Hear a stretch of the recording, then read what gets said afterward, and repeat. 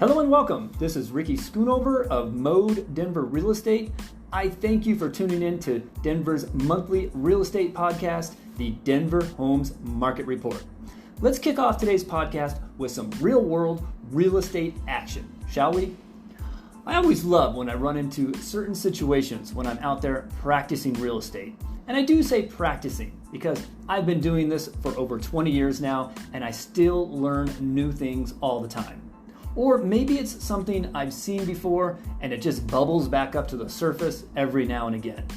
This is one of those topics, real estate commissions. Let me kick off a quick disclaimer because if I don't say it right here and now, then as I go into my story today, you may be thinking to yourself, but wait, what about blank? Or, you fill in the blank. So my story is a specific interaction that I had with a potential buyer and her father who was quote unquote helping her. So before we dive in, let's make sure we cover the disclaimer here right up front.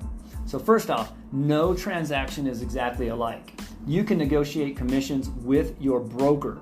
Secondly, you can negotiate the terms of your purchase agreement between you as the buyer and the seller. It's all in how you write up the contracts. There are no set commissions. There are no set rules on who pays for what. It all depends on what the current market conditions are dictating. Okay, now that we have that out of the way, let's move on. Okay, so how does the MLS work? The MLS, for those of you that may not know, the MLS service, we have a locally serviced MLS here in Denver. Actually, there are 3 MLS systems all nearby that all cooperate. We have RE Colorado right here in Denver metro area. Then we have IRES, which tends to cover the north of Denver like Boulder, and then such as the PPRSC, commonly referred to as Pikes Peak, which tends to cover areas down south, like down in the Springs and into Pueblo. So all these systems combined offer a huge database to us realtors for the vast majority of homes that are available for sale in the region. We are licensed through the state, so we are able to sell homes all over Colorado as long as you're licensed here in the state of Colorado. However, we tend to work in our local communities where we know the local markets. And the MLS, it's been around a long time, even before there was an internet. However, before the internet, we had catalogs, and these were books. You could think of them as the old yellow page phone books. So back then, there were no Zillows, there were no Trillias or anything like that. You would rely on your realtor to either have the listing or they would look them up in a book and you would have to visit them in person to discuss. Now imagine that, right? Meeting with your realtor face to face to find listings that may be of interest for you.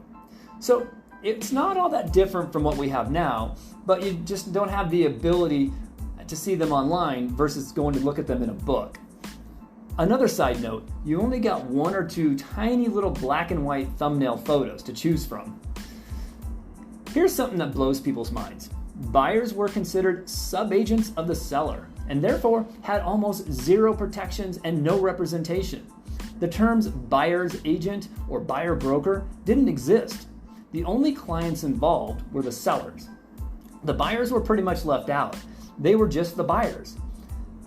There were really no rules to protect you as a buyer. I mean, ethically, realtors were not allowed to lie to you, but there was no contract between buyer and realtor.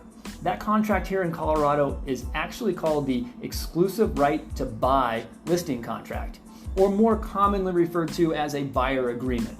However, in that contract, if you look at section 5 under brokerage duties, there are sections 5.1 all the way through 5.8, which detail all the duties that are now afforded to you as a buyer. There are even 3 subsections within that section, so it's pretty detailed. Once you sign that buyer agreement, these are the steps a broker must follow in order to work with you as a buyer. Now, I won't read them all here because I do try to keep the podcast to about 15-20 minutes, and I've already kind of gone long today with my notes, but here's just a couple. 5.1.2, presenting all offers to and from buyer in a timely manner, regardless of whether the buyer is already a party to a contract to purchase the property. And then here's one more, 5.8. Buyer understands that buyer is not liable for broker's acts or omissions that have not been approved, directed, or ratified by you as the buyer. So for these two examples, one, if you write an offer with your realtor must present that offer to the seller's broker. Now, what is quote unquote in a timely manner? That may be up for debate. But in today's world with the internet, you better believe if you and I write an offer for you to purchase a home, I will be getting it over to the seller's broker as soon as possible, like within the hour, sometimes even within minutes. Then we have section 5.8. We are working for you. The buyer is not working for the realtor. We can only take the actions you as the buyer direct us to do. If you say you do not want to counter the seller's counteroffer, we cannot just write up a counteroffer and send it over, unless you as the buyer tell me to do so. Then moving on, we have section 6 in this contract. There are 3 more additional duties that become applicable if you are indeed entering a buyer agency with your realtor. I'm just going to read all 3 right here together. 6.1, promoting the interests of buyer with the utmost good faith, loyalty, and fidelity. 6.2, seeking a price and terms that are acceptable to you as the buyer. And then 6.3, counseling buyer as to any material benefits or risks of a transaction that are actually known by broker.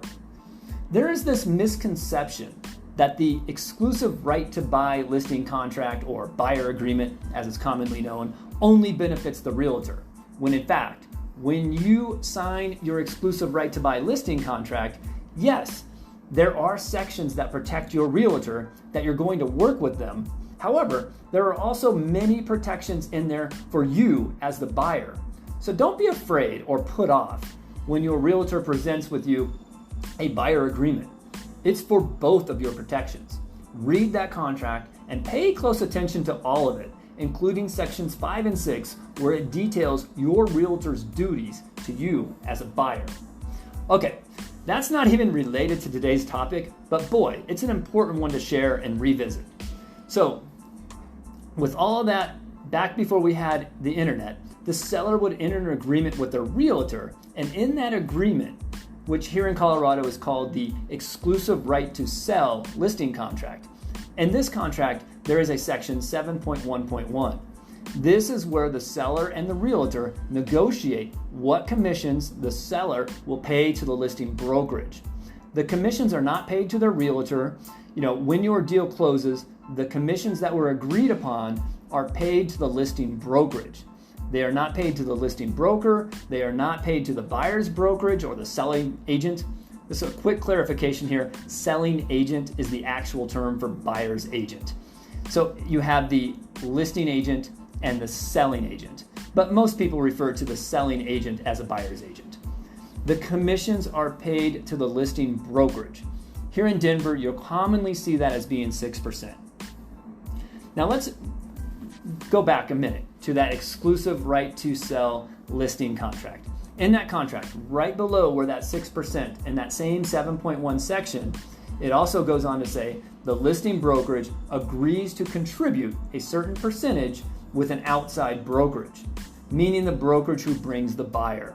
Commonly, you'll see 2.8%, but again, commissions are negotiated. These commissions are not negotiated when a buyer comes along to write an offer. They're not negotiated at the closing table as the deal is closing. Could you imagine the chaos our real estate market would be in if we were waiting until the buyer wrote their offer, or even worse yet, waiting till we get to the closing table, and then only then, oh, by the way, the sellers or buyers, here's the commissions that will be due for this deal. Now that's just not how it works. The commissions are not only agreed upon before going to market, they are also negotiated as to how those commissions will be split with an outside brokerage should they bring the buyer. So 3 very important points here. 1, in this particular case, the seller agrees to a 6% commission of the final purchase price, which will be earned by the listing brokerage once successfully bringing all parties to the closing table. If there's an outside brokerage who brings the buyer, the listing brokerage will, in this case, contribute 2.8% of that commission to that outside brokerage who brought the buyer. And then third point being, if there is no outside brokerage, meaning the listing brokerage also brought the buyer, that 2.8% remains with the listing brokerage as the seller had agreed to before the house ever hit the market. Okay, that was quite the setup. I was covering an open house for one of my colleagues who had a listing, a nice ranch-style home here in the Edgewater area. A young lady came in, walked around, asked a few questions, and then departed. She came back about an hour or so later with another gentleman. They again walked around, they asked a few questions, and then they took off again. As I was wrapping up the open house, I received a text. She says, "My name is Sam. I was there at your open house. Are there any offers on the table?" I replied back, "Not that I'm aware of. Are you currently working with a realtor?" A little while later, as I'm out and about picking up my open house signs, she replies back, "No, I'm not working with a realtor. Would you be willing to do a dual representation?" Okay, let's take a pause here in the story just for a minute. There is no dual representation allowed in Colorado. We do offer a transaction brokerage, which would be used in the case where a listing broker then goes back to their client and the seller informed them that they would become a transaction broker and no longer their seller's agent, meaning they are no longer the seller's advocate. They're also not an advocate for the buyer in this point. One more point here. The seller would have had to have agreed to this way back when they signed their exclusive right to sell listing contract. Okay, so let's get back on my story here. I replied to the young lady and I said, "I have great news. I'm not representing the sellers. In this case, they are working with the listing agent and I can then provide you with full fiduciary." She then texted me about an hour later and asked if we could jump on a call and if her dad could join in. I said, "Of course." So we get on a call and her dad jumps in and starts right away about the whole dual representation scenario. I did my best to try to explain that Colorado does not allow that. I could not even really get him to calm down enough for me to fully explain transaction brokerage, which is kind of what he was referring to. But even that would not have satisfied him because he interrupted me and said in a very aggressive voice, "So what? You're trying to tell me that if the listing agent was also working with the buyer, that they would receive the full commission?" And I replied, "Those commissions are agreed upon when the listing agreement was signed, even before the home hit the market." He then says to me, "I've done this 6 times. I let him know that I've been practicing real estate for over 20 years. I went on to say, "I'm sorry, I cannot better explain. The bottom line is, regardless, if the listing brokerage brings the buyer or the buyer comes from an outside brokerage, that the commissions would then be renegotiated. It's just not how it works." He then says to me, "Well, this phone call is over," and we ended the call. I found out later that before we had this phone call, before it had taken place, the reason there was an hour gap in the time before we had this call, the potential buyer and her father actually had reached out to the listing agent. The listing agent had no idea of all this prior going on, but she let the buyer know, "I've known these sellers for a number of years. There's no way I can provide proper service to you and my clients. I've had a relationship with them for years." The listing agent told the potential buyer, "Hey, I know a great broker who can help you. His name is Ricky.Schoonover. He was holding the house open earlier today." So this young lady and her father did try to call the listing broker prior to setting up the phone call with me. Now, I did try to text the young lady. Once I was able to stop shaking, I sent out a text and said, "I'm sorry I upset your father. However, we realtors take an oath of ethics, and we do our best to adhere to them. Could you imagine the chaos that the real estate industry would be in if we all started doing some sort of kickbacks around commissions when we are trying to negotiate our deals? There is just no transparency in that scenario." And she didn't apologize, and I told her there's no reason for her to apologize. And I said, "I'm sorry I could not better explain to her dad." She did agree to sleep on it overnight. She was going to reach out to me the next day. However, I didn't hear from her.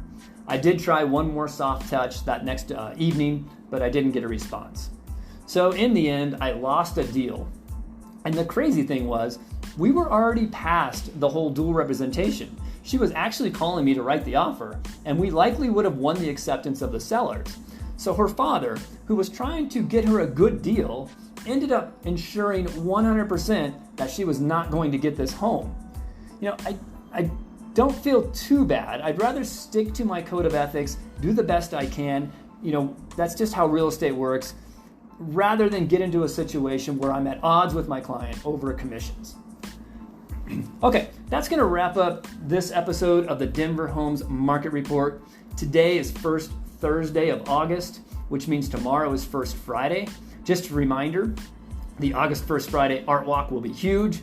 I hope you'll come out and support local artists. Be sure to drop by the Emerging Artist Studio there at 858 Santa Fe Drive. We have an amazing show. It's called Incandescent, so be sure not to miss that. Once again, this is Ricky Schoonover of Mode Real Estate. If you or someone you know are looking to buy or sell their Denver home, be sure to give me a call, 720-688-5110, and I hope you'll tune in next month.